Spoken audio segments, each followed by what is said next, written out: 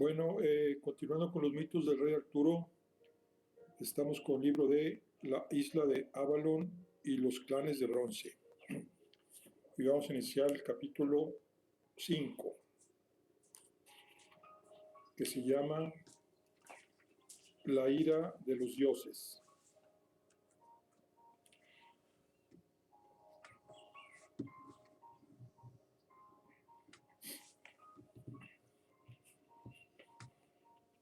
Habían perdido la cuenta de los días que llevaban en el foso, 3 o 4 tal vez.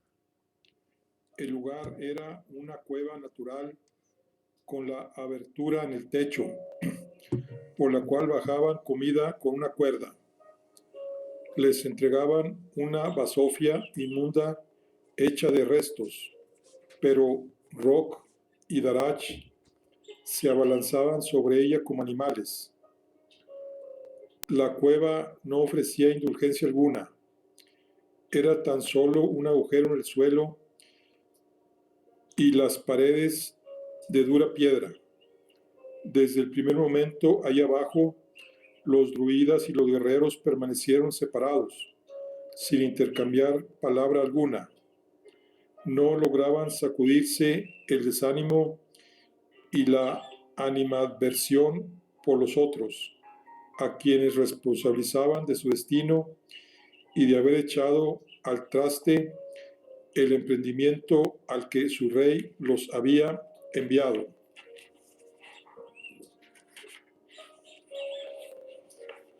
Por su parte, los humanos discutían de continuo.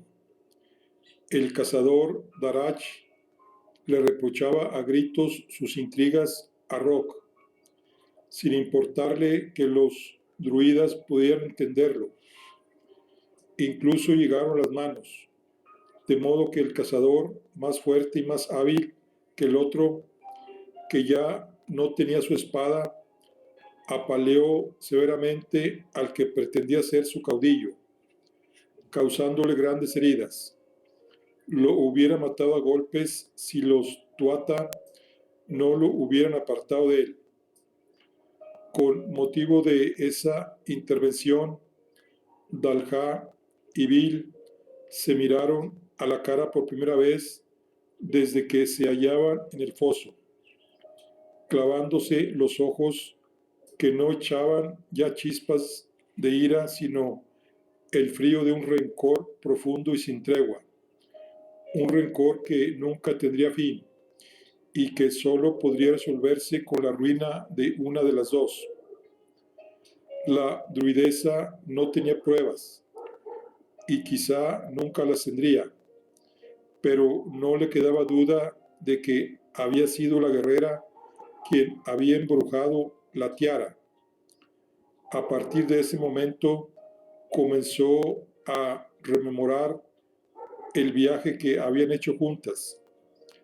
En el silencio y la oscuridad de la reclusión, recordó los sucesos de la noche en que se declaró un incendio en la aldea del valle. Bill y Rock hicieron la primera guardia y aún estaban despiertos cuando saltó la alarma. Ahora Dalha se daba cuenta de que Rock no estaba en el campamento cuando todos despertaron, pero que luego apareció a su lado durante el incendio. Probablemente Rock había causado el incendio en connivencia con Bill. También él tenía mucho que perder si establecían un acuerdo amistoso con las gentes del sur. Volvieron cada cual a su rincón del foso, llevándose los druidas a Darach y los guerreros a Rock. Recluido cada grupo en el mismo, no dejaban de retrasar el momento en que habían de discutir cómo proceder a continuación.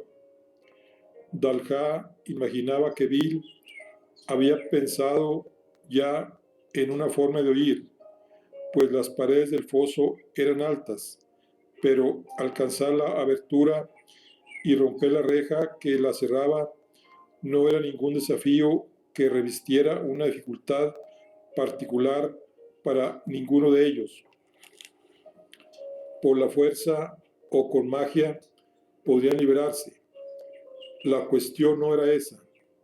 La cuestión era qué sucedería después, qué interpretación de lo sucedido reportarían ante el rey cada una de ellas, y cuál sería su proceder con los seres humanos.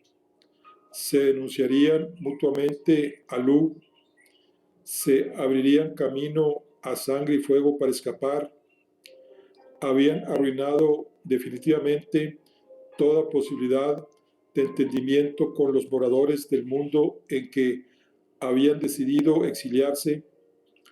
Cada pregunta tenía muchas respuestas posibles, las implicaciones de las cuales dejaban a Dalha y a Bill removidas en lo más hondo. Por ese motivo se abandonaban a su propio aturdimiento, a su incapacidad de reaccionar, y estaban a la espera de nuevos acontecimientos, de saber si la hija de Firnog se había recuperado de sus heridas, o si el jefe había decidido qué hacer con sus prisioneros. Cuando el sol se ocultaba y aparecían en el cielo las primeras estrellas, daba comienzo una noche larga e insomne. Los tuata se acomodaban en el suelo, buscando posiciones lo más cómodas posible. El silencio que dominaba el foso se hacía aún más funesto, y a veces, en la quietud de las horas más oscuras, lo arañaban discretos susurros. ¿Sigues despierta?, preguntó el anciano Miditir a la druidesa. No podía dormir aunque quisiera, fue su respuesta. El espíritu del fuego. ¿Crees que Bill lo convocó también? Dalha no estaba segura de ello. Lo que sabía con certeza era que había logrado contener la fuerza de esa criatura en la noche del incendio. ¿Acaso ese don, el con todo el fuego, era el que el ojo de Danu había elegido para ella? Tal vez fuera así. En todo caso, estaba lejos de dominarlo. Había sido capaz de verlo, de entenderlo, de hablar su lenguaje, de frenar su ímpetu. Si era su don, tenía mucho que aprender sobre él todavía. Al amanecer del día siguiente, los guardias lanzaron a los prisioneros las escaleras de cuerda con las que habían bajado, obligándolos esta vez a subir. Las jornadas pasadas en el foso habían debilitado aún más, si cabe, el ánimo de los prisioneros. Dalha y Bill seguían sin haber resuelto qué hacer la una con la otra. Se temían mutuamente. ¿Sería capaz Bill de acabar con ella y con toda la comitiva para esconder lo que había hecho? No, no la creía tan mezquina, sobre todo porque debía ella probar lo que solo eran sospechas, si bien las dos sabían que la gran maestra tenía las de ganar en un cara a cara. Los prisioneros fueron llevados a punta de lanza hasta la amplia plaza que se abría en el corazón de la villa. Ahí se habían dispuesto una serie de postes de madera clavados en el suelo que sobresalían de un amontonamiento de haces de leña seca. Una muchedumbre expectante de gentes humildes rodeaban la pira, contenida por una multitud de lanceros que la empujaban, sosteniendo las lanzas paralelas al suelo.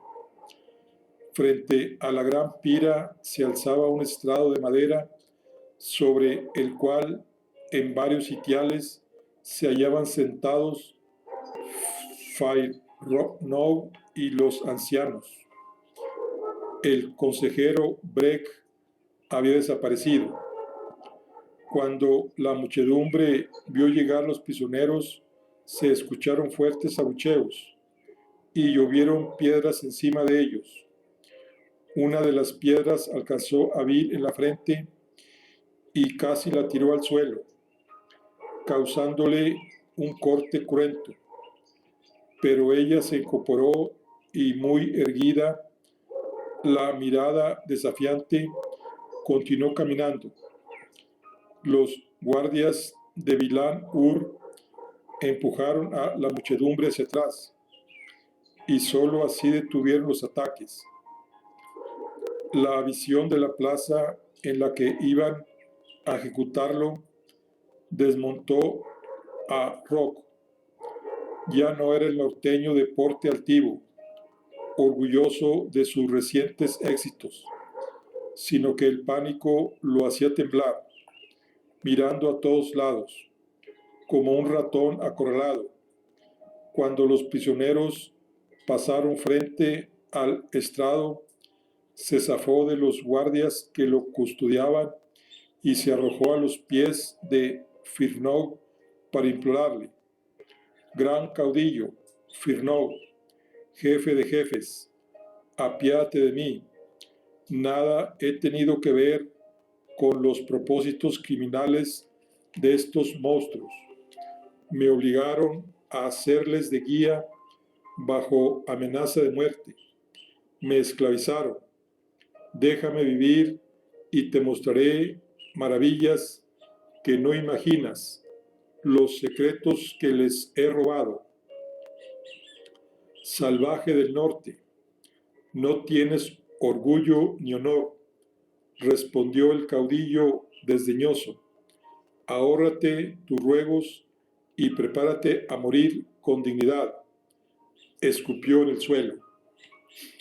Un guardia golpeó a Rock con el asta de la lanza y luego lo llevó a rastras hasta donde se encontraban los demás prisioneros, que lo aguardaban con expresión de desprecio. «Miserable», le espetó el cazador Darach, «tu ambición nos ha perdido». Los guardias empujaron primero a los norteños hacia los postes y comenzaron a atarlos.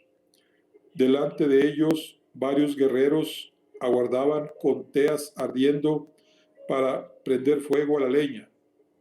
Rock bramaba pidiendo clemencia.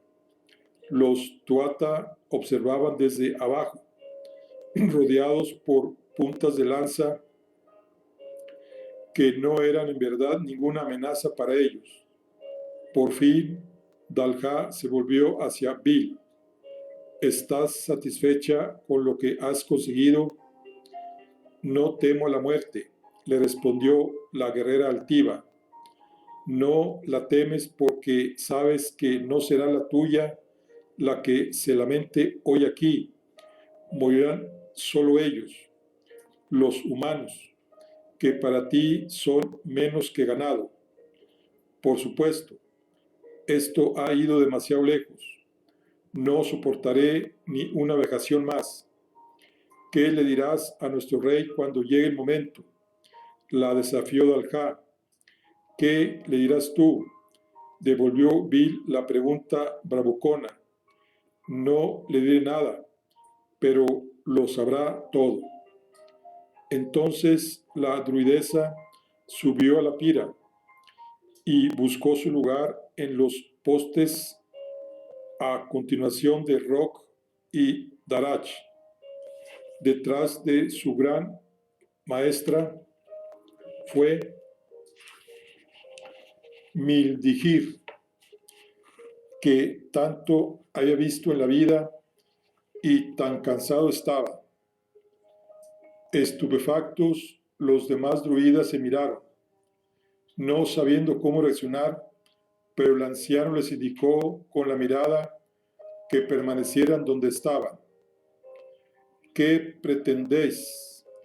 Has perdido el juicio. vociferó Bil. Dalha clavó los ojos en ella desde lo alto. Atrévete a culminar tu obra, le gritó. Lu no tendrá duda de que tú nos has matado. Bil rugió de rabia. ¿Cómo habría de creer el rey que los humanos habían quemado viva a la gran maestra? Jamás encontraría una manera de justificarlo. Luke sabría que algo había sucedido, algo terrible que había obligado a Dalha a ofrecerse en sacrificio. El rey se enteraría de la historia de la tiara y ella no podía evitarlo. No podía obligar a callar a todo un pueblo. ¿Qué hacer ahora? El mordisco frío del metal le hendió la carne en la espalda, causándole un estremecimiento de dolor. Al volverse, se vio enfrentada a las lanzas de los guardias, una de cuyas puntas le había causado la feroz punción. Su espíritu guerrero, el hábito de sus músculos, la esencia pura de quien era ella, tomaron el poder en sus mientes y ya no cupieron en ella más preguntas. Moviéndose tan veloz que el hombre no llegó a ver lo que sucedía, avanzó la mano para aferrar el asta por debajo de la punta y tiró de ella con tal fuerza que el guerrero se vio proyectado adelante. Según ella lo vio venir, alzó la rodilla y le propinó un golpe por debajo del mentón que lo hizo dar una vuelta atrás sobre sí mismo. Mientras el guerrero se desplomaba, ella giraba la lanza en sus manos como las aspas de un molino para poder esgrimirla. Y tan pronto como el hombre tocó el suelo, Bil descargó la punta sobre su torso y le atravesó el corazón, matándolo en el acto. Sus guerreros hicieron lo propio, y un instante más tarde estaban perfectamente armados y ejecutando uno por uno a los guerreros que tenían más cerca en medio de estallido de sangre. La muchedumbre prorrumpió en chillidos, presa del espanto, y se lanzó a correr sin orden ni concierto, produciéndose una avalancha humana. El caudillo Firnov se había alzado de su sitial y rugía a sus hombres, desgañitándose furiosamente para que repelieran el ataque de los prisioneros. Los guerreros humanos, que se sentían fuertes porque eran multitud, resistían, a pesar de que sus oponentes se mostraban implacables en primera línea de la pelea. Dalha y Miditir, de pie en la pira, contemplaban con horror la escena. Al fin Bil había soltado el lastre de su rabia contenida. De pronto el humo los hizo toser y dirigir su atención a la leña sobre la que se alzaba. En la confusión, los hombres que sostenían las teas las habían soltado para huir. La base de la pira había prendido y empezaban a arrancar las llamas. En el pecho de la druidesa, el ojo de Danu se puso a brillar con una intensidad hasta entonces desconocida. Ante ella vio el espíritu del fuego alzarse y dirigirle una sonrisa perversa. La druidesa lo atravesó con su mirada y, proyectando sobre él todo el peso de su voluntad mágica, le ordenó que la obedeciera.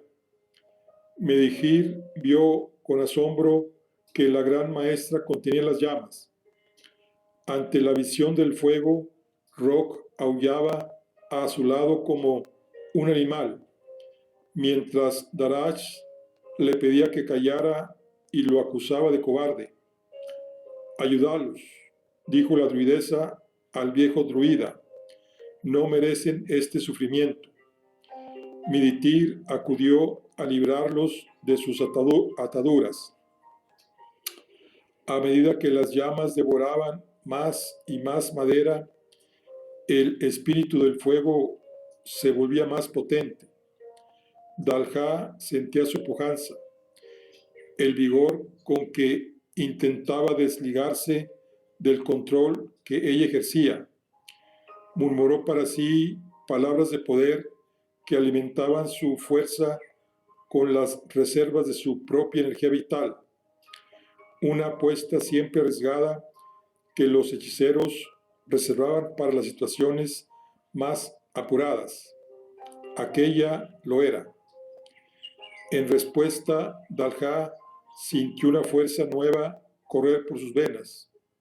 Su cuerpo rebosaba de tanta magia que empezó a brillar, como si todo él estuviera hecho de la luz azulina que desprendía el ojo de Danú.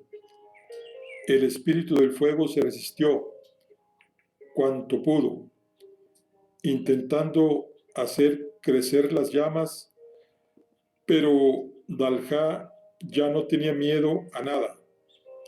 Avanzando la mano hacia el espíritu, cerró el puño e hizo que el ser se retorciera como si la mano de ella lo asfixiara. La druidesa se lanzó entre las llamas para bajar de la pira y el fuego se apartó para dejarle paso, estallando a su alrededor sin tocarla.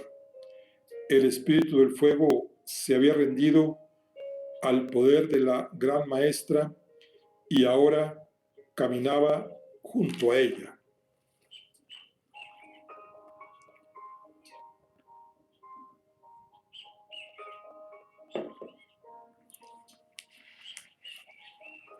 Una vez abajo, Dalha escuchó un gañido agudo y vio que un halcón descendía en picada desde el cielo y lo sobrevolaba. Era Gail. Había vuelto. Al verlo describir círculos por encima de sus cabezas, la druidesa comprendió que era lo que la llegada de la rapaz anunciaba. Lejos de ahí, en lo alto de la empalizada, los vigías apostados en el antepecho sintieron retemblar el suelo.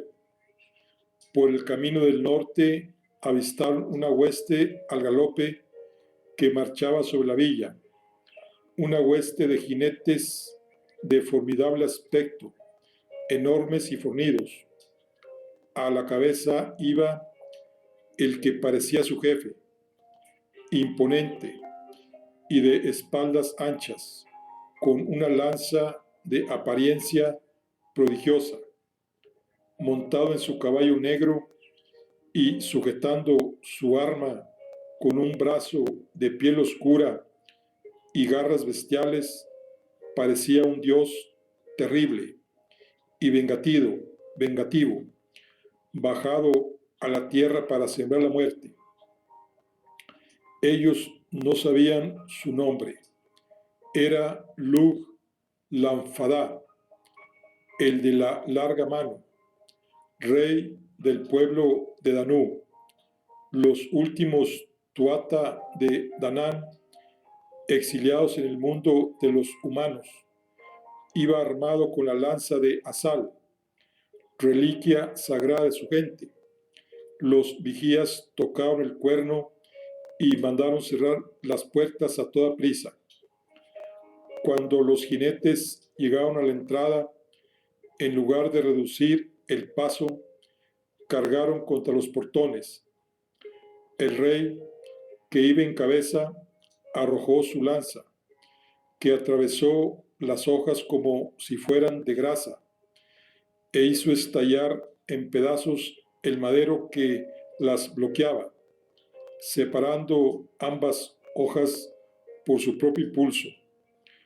Una vez arrojada, la lanza se clavó en la pared de la casa más cercana, pero un instante después se desclavó ella sola y voló rauda, zumbando el aire para regresar a las manos de su amo, que ya entraba en la ciudad a través de las puertas que los jinetes empujaban. Nadie se atrevió a salirle al paso. Cuando las pezuñas de los caballos batieron furiosamente la calle principal de Bilán, Ur, mientras Luke, mirando a lo alto a lomos de su montura, que azuzaba sin clemencia, observaba los círculos de Gail en el cielo. El halcón les indicaba dónde se hallaba su ama. Por debajo del vuelo del ave, la gran maestra fulguraba, incandescente con el color del ojo de Danú, y estaba rodeada por una esfera de llamas. Con tal despliegue avanzó hacia la refriega donde Bill y sus guerreros aniquilaban sin piedad uno tras otro a los combatientes humanos que intentaban detenerlos. Sus lanzas tajaban cuellos con certeros golpes, cimbreándose en el aire, o perforaban cuerpos adelantándose y retirándose con la rapidez de una cobra. La voz de la druidesa retumbó como la lava de un volcán. Poned fin a esta locura. Todos la sintieron en sus adentros, con un sobrecogimiento. Humanos y Tuata se detuvieron y se volvieron hacia ella, atemorizados, todos salvo Bill, avanzando la punta de su lanza hacia el fuego que rodeaba a Dalha. La guerrera se encaró a ella con mirada torva.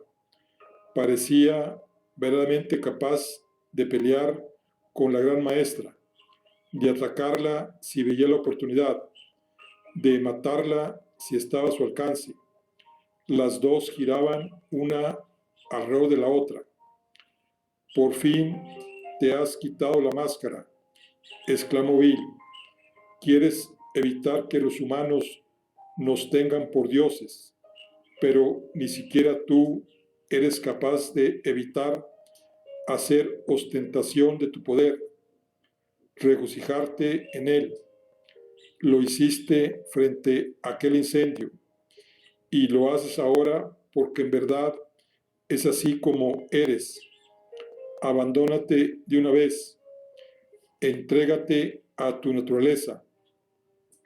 Acepta que somos los seres más poderosos de este mundo, que todo lo que esta tierra contiene es para nosotros, que nos está esperando, y lo único que debemos hacer es avanzar la mano y cogerlo. Si somos superiores a ellos, ¿cómo no vamos a hacerlo? Aunque solo sea a sus ojos, es cierto, somos dioses. Dalha negó con la cabeza. Los dioses no se engañan a sí mismos tan fácilmente. El fuego que la rodeaba se embraveció, enrojeciéndose y erizando sus llamas. Bill supo que esa era una pelea que no podía ganar. Trepidó el suelo cada vez más intensamente y llegó hasta ellas el fragor de un tropel de cascos de caballos. La guerrera vio que el rey y sus jinetes subían por la calle principal. Apretó los labios, encolerizada. Entonces vio que el caudillo Firnog seguía en el estrado para atender a lo cedido y a arengar a sus hombres cuando todos los demás lo habían abandonado. Bill se volvió hacia él y le disparó la lanza, dando un rugido de rabia para aumentar el brío del lanzamiento. Fue tan rápida y certera que Firnó apenas pudo reaccionar. El caudillo vio simplemente un borrón delante de sus ojos y oyó un zumbido que lo alcanzaba. Quedó blanco de pavor, sabiéndose muerto al instante. Pero no tuvo lugar su muerte, sino un estallido de luz. La lanza estalló en llamas en el aire, apenas a un palmo de su pecho. Él cayó hacia atrás, desmayado, mientras llovían sobre él el puñado de cenizas y pavesas en que se había convertido el arma. Con el brazo extendido hacia el estrado, Dalha todavía apretaba el puño con el cual había obrado el prodigio que todos habían visto. Bill la observaba con el gesto descompuesto. Si había algún dios entre ellos, en ese momento lo tenía delante. Los jinetes acababan de llegar a la plaza, de donde todos los humanos habían huido aterrorizados. Hallaron cadáveres de lugareños por todas partes, y a los guerreros de Bill bien armados y cubiertos con la sangre de otros. A ninguno de los recién llegados se le escapaba lo que parecía haber pasado.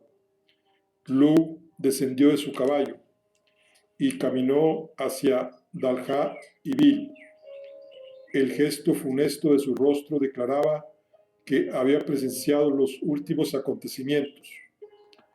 Al llegar frente a la guerrera, evitó conscientemente dirigirle la mirada. Se acercó a Dalha, que volvía a recuperar su aspecto natural a medida que se apagaban las llamas a su alrededor. Solo el ojo de Danu brillaba ahora en su pecho. Gran maestra, dijo Lou, no me cabe duda de que ha sido este un difícil viaje. Te ruego que cuando esté recuperada y dispuesta me expliques lo que ha sucedido. Dalha asintió con la cabeza, mostrando obediencia a su rey. Bill, detrás de ellos, se había derrumbado sobre sus rodillas. Por primera vez en su vida, una lágrima muda caía por sus mejillas. Parecía imposible que un tuata perdiera más de lo que ya habían perdido. Parecía imposible, pero ella había perdido lo único que le quedaba: el respeto de su rey, el aprecio de su amigo.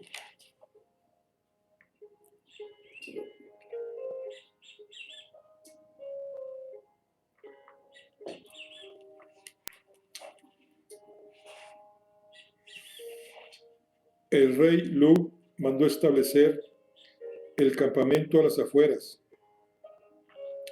en las entrañas del bosque, lejos de los habitantes de Bailan-Ur. En las jornadas siguientes, los Tuata tuvieron prohibido entrar en la ciudad e incluso dejarse ver por los seres humanos de cualquier procedencia. De común acuerdo con el Consejo de los Druidas, se decidió que los contactos habían de estar estrechamente controlados. Los lugareños, no obstante, tenían perfecta conciencia y no dejaban de murmurar sobre ello, de que unos seres formidables con poderes inexplicables se habían instalado en la espesura. Habían venido para quedarse, eran los señores del crepúsculo. La noticia de su presencia, de sus hechos y de sus circunstancias, como su vínculo con el Triskel, corría ya de boca en boca por toda la isla. En una muestra de lealtad a su monarca, la guerrera Vil no permitió que el dolor y la confusión aumentasen, negando su culpabilidad. Fue desposeída de todas las dignidades que había ganado a lo largo del tiempo, y el rey la envió al norte con una escolta prisionera. Sus acciones habían causado la muerte de seres humanos inocentes, no solo guerreros en justa lid, sino también gente común y corriente. Sin embargo, en atención a su heroico desempeño en la guerra, sería juzgada en Avalón en su debido momento y a través de las instituciones designadas para ello por el pueblo de Danú desde tiempos inmemoriales. Se enfrentaría a la justicia de los Tuata, con la pena de muerte como probable castigo, pero sería en los términos ceremoniales obligados. Así lo aseguró el rey Lu al caudillo Firnó en las conversaciones que tuvieron lugar a continuación. Lo cierto era que las acciones de Vil habían dado el traste con toda posibilidad de acuerdo de igual a igual entre los Tuata y los seres humanos. Era imposible cambiar ya la percepción que los moradores de aquel mundo tenían de ellos. Nunca las gentes de aquel mundo los verían como meros señores de unas tierras lejanas. Nada de lo que el rey y los druidas intentaban hacer durante aquellos días sirvió para alterar la impresión que se había grabado a fuego en la conciencia de los humanos. Se realizaron todo tipo de reparaciones. Varias cuadrillas de constructores volvieron a levantar la villa incendiada, la sanearon y la fortificaron. Se entregaron herramientas y semillas a los aldeanos. Aún así, no había precio que pudiera pagar las vidas perdidas de los seres queridos. En Bilán Ur, los druidas sanaron las heridas a Ridwen y se entregaron compensaciones de toda clase a las familias de los fallecidos, pero la calma no volvería a la villa hasta que el último de los Tuata presentes en ella la abandonara. A los parlamentos, con el caudillo Firnó y todos sus jefes tributarios, acabaron acudiendo asimismo un sinnúmero de jefes de tierras aún más lejanas, atraídos por la leyenda de lo que estaba teniendo lugar en Bilán Ur. Pero el fruto de las conversaciones no era satisfactorio porque había una desigualdad evidente entre los interlocutores, una desproporción en el equilibrio de fuerzas.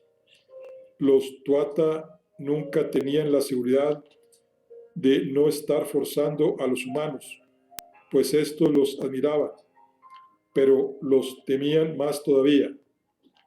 Cuando los jefes humanos aceptaban darles acceso a bosques y montañas para que obtuvieran madera y piedra, lo hacían como una ofrenda, un sacrificio que se hace para evitar la ira de los dioses. Ellos correspondían con excelentes regalos que serían para los humanos recursos de valor incalculable, pero habían de repartirlos con cuidado y a menudo de modo homogéneo. Las técnicas de labranza, de cría de animales o sobre todo de guerra, así como los instrumentos de hierro como armas o herramientas de trabajo, darían ventaja a unos pueblos sobre otros, lo cual significaba una selección por parte de los tuata. Una vez que un jefe humano tenía el hierro, había que entregárselo a todos. Al cabo de varias jornadas, Dalha comprendió con desaliento una verdad amarga que le costó aceptar. Aquellos que como Bill habían defendido que había una distancia insalvable entre las dos estirpes de seres y que su encuentro solo puede resultar en la transformación de la más débil bajo la égida de la más fuerte, habían acabado venciendo la partida.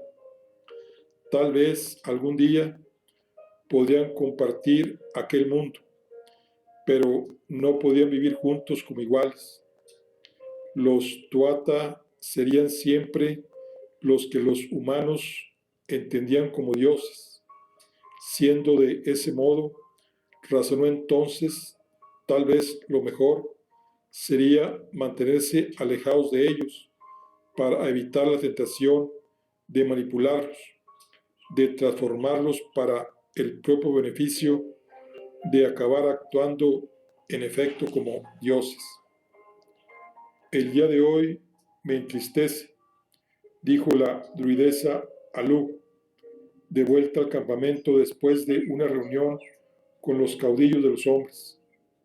Cenaban los dos sentados a la mesa, en la tienda del rey, iluminados por la lumbre de antorchas y el calor de un brasero.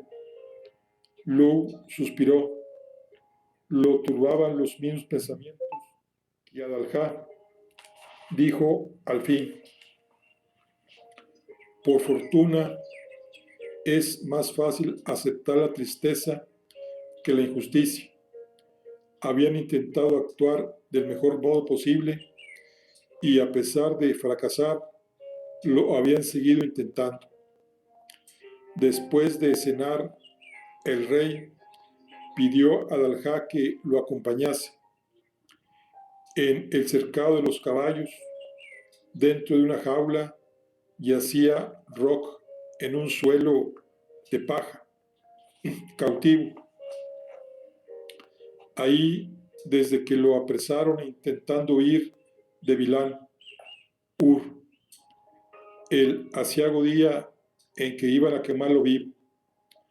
Cuando el rey hubo escuchado los argumentos de todos y hubo comprendido el discurrir de los acontecimientos, dio la libertad al cazador Darach para que volviera al norte, llevando de vuelta la Torques para que su gente escogiera un nuevo jefe.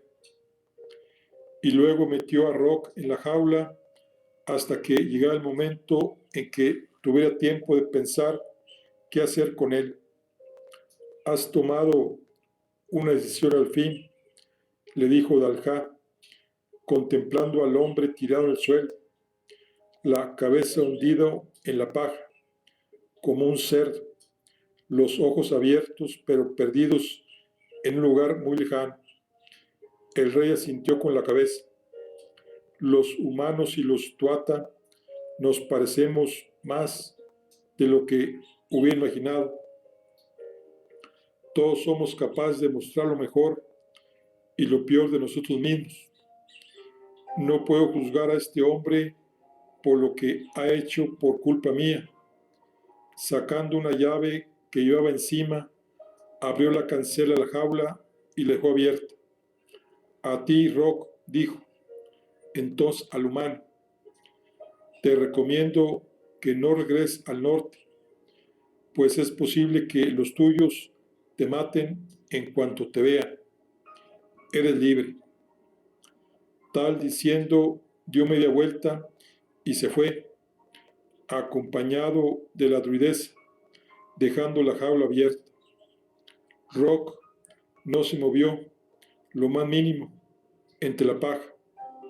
Los ojos se le humedecían por momentos hasta que, saturados, dejaron rebosar una lágrima, muda, la primera. Según se alejaban, el rey fruncía el ceño y apretaba los labios, ante lo cual se preguntaba Dalhá qué sería lo que le corroía el alma, el último cabo suelto. ¿Qué sucede?, dijo ella por fin. Luke se detuvo, volviéndose hacia ella. Debí haberte escuchado. Debí haber escuchado a los druidas. La expedición a estas tierras era necesaria, sí, pero tenía que llevarse a cabo con cautela. Ya nada de lo que ha pasado tiene solución, y solo yo soy el responsable. Dalhá negó con la cabeza. Nada ha sucedido como pretendíamos, ni tú ni yo. ¿Acaso sabes leer el futuro? En adelante seamos de provecho para los hombres. Beneficiémoslo, cuidemos de ellos. Nuestro poder no solo nos lo permite, sino que nos obliga a hacerlo. Compartimos este mundo y las dos estirpes estamos en riesgo. Seamos sus protectores, pero hagámoslo a distancia, para interferir lo menos posible con ellos, puesto que nos tienen por dioses. Que la historia decida qué clase de dioses fuimos para ellos, si terribles o benevolentes. Asintiendo, Luke notó que la esperanza renacía en su pecho. Había un lugar en aquel mundo para ellos, al fin y al cabo, si bien no el que habían pensado, sí uno que abría un camino a la dignidad y el honor. El rey y la druidesa siguieron caminando, en silencio, en medio de la noche. Quedaba un largo viaje todavía por delante, un viaje lleno de nuevas tentaciones, de peligros y esfuerzos, pero en él estaba la visión de algo que hacía poco habían creído imposible, un futuro que valía la pena. ¿Cómo sería exactamente y de qué modo llegarían hasta él? No podían saberlo, pero al fin veían la luz con la que un día lo alcanzaría, con la ayuda de Danú. Fin.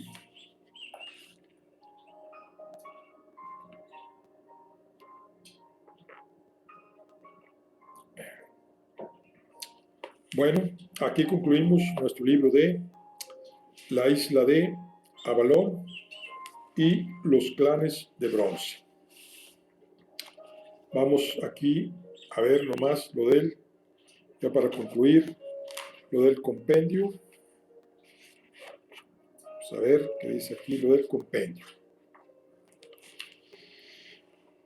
Dice, lanza de Asak o Asal.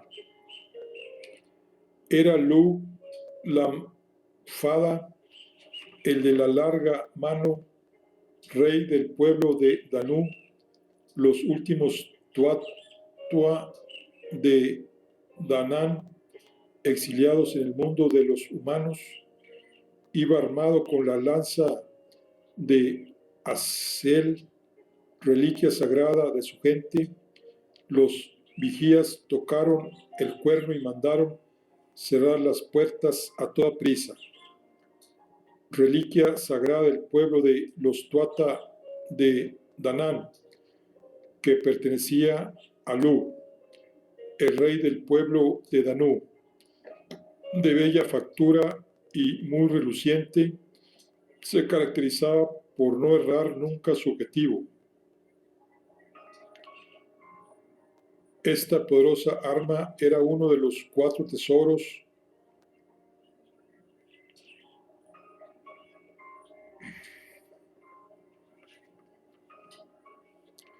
que la diosa Danu había ofrecido a su pueblo en la era de los viajes, cuando los Tuatha empezaron a explorar su reino y que representaban sus deseos y sus bendiciones. En sus orígenes, cada tesoro se guardó en una ciudad distinta, alrededor de las cuales floreció la civilización Tuatha. Tras el acoso de los Fomori, los Tuatha se llevaron a su nuevo mundo estos objetos, entre los que se contaba también el caldero de Dagda, que nunca se vaciaba, la espada de Nuada, cuya hoja ardía como el sol, y una piedra que era la única autoridad capaz de decidir quién sería el rey legítimo del pueblo de Danu.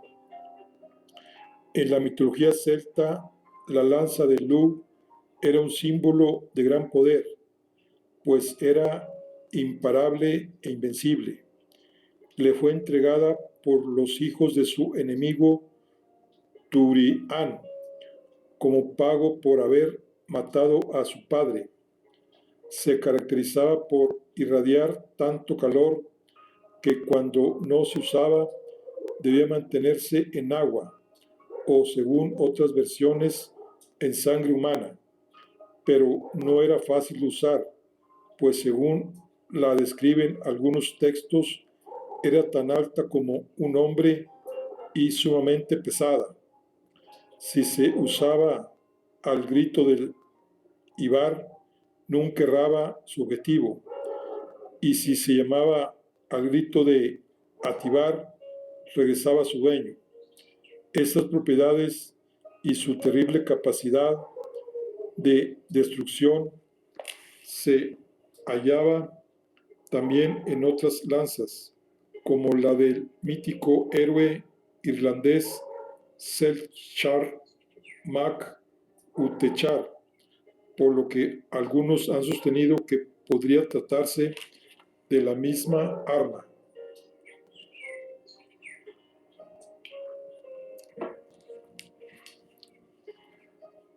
Ogma.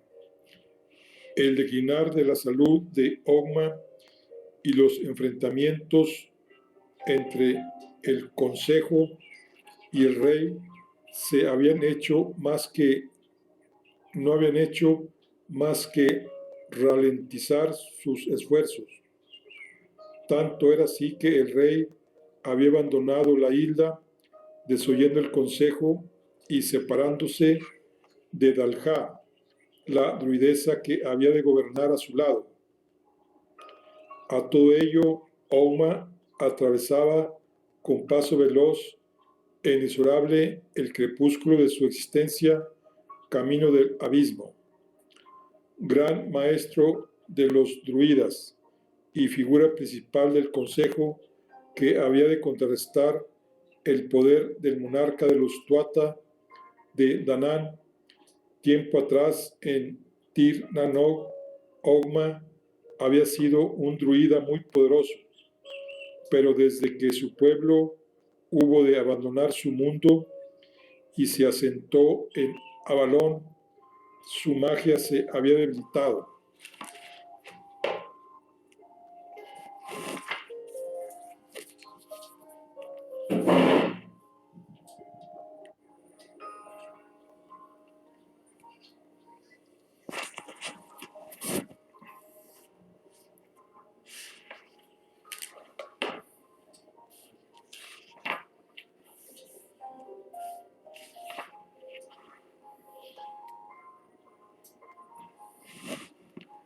Un hilo invisible seguía uniendo a Ogma con la fuente de su poder mágico, pero se trataba de un vínculo demasiado frágil.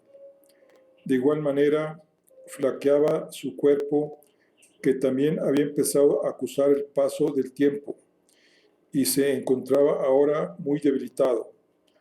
Para desgracia de su pueblo, todo hacía presagiar que el venerable druida atravesaba con paso veloz e inexorable el crepúsculo de su existencia, camino del abismo.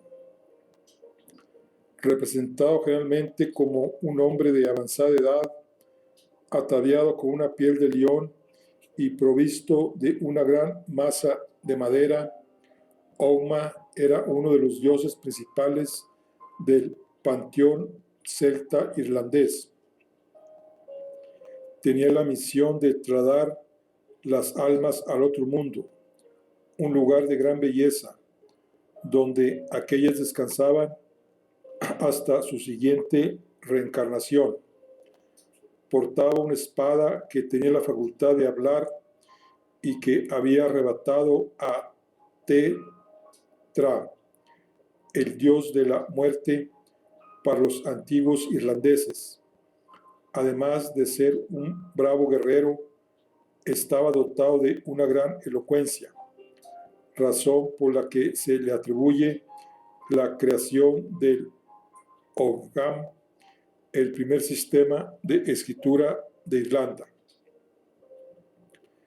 Chris Kell en ese momento reparó en que la pequeña llevaba un collar del que pendía una forma tallada de madera, que en todas se parecía al triskel que también celebraba el pueblo de Danú, las tres espirales unidas.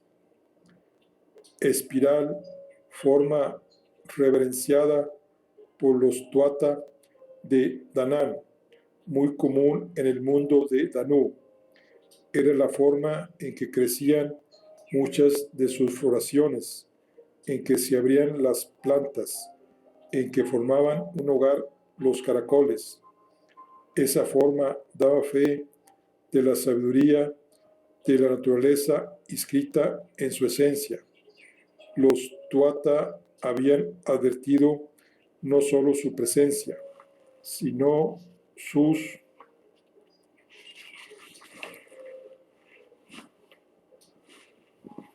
proporciones. Dalhá, la druidesa del pueblo de Danú, advirtió que los humanos también conocían el símbolo y que muchos de ellos lo reproducían en sus bellos adornos. Esta observación, acaso anecdótica para otro, persuadió a Dalhá de que tuatas y humanos quizá no fueran tan distintos. Este motivo artístico, consistente en tres espirales unidas desde el centro del símbolo, es característico del arte céltico, de la cultura de la Tene de la Edad de Hierro. Es el símbolo supremo de los druidas y solo ellos podían portarlo, además de una supuesta capacidad mágica que permitía aliviar la fiebre y sanar heridas. El triskel representaba para estos el aprendizaje, la evolución y el conocimiento, el equilibrio entre cuerpo, mente y espíritu, así como la trinidad del tiempo, pasado, presente y futuro. Bueno, aquí, ahora sí, concluimos nuestro libro de la isla de Avalón y los clanes de bronce. Nos vemos en la siguiente. Hasta luego.